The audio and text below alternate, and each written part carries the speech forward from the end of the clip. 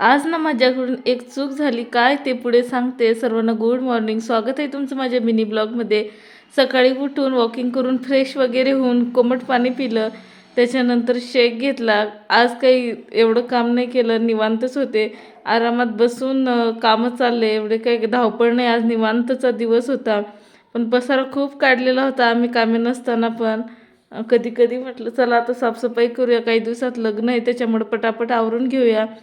नंतर ही भाजी तुमच्याकडे काय म्हणतात, आमच्याकडे तांदूळ कुंदराची भाजी म्हणतात, ती निवडायला घेतली. आई कामात होती, बहिणाबाई कामात होती. म्हटलं आपण पण काहीतरी काम करूया. आणि मला असं आज ना असं वाटत होतं की मी खूप दिवसाची बिमार आहे. इकडे अंडे बॉईल करायला टाकले होते आणि पसारा बघू शकता, पूर्ण भांडे वगैरे धुयाला काढली आम्ही. आईने अंडे बॉईल करायला टाकले, चपात्या पण होतो म्हणे. मग 11 वाजले होते, मी पण एक बॉईल अंडं खायला घेतलं. खावं लागतं प्रोटीनसाठी, मला जास्त काही आवडत नाही.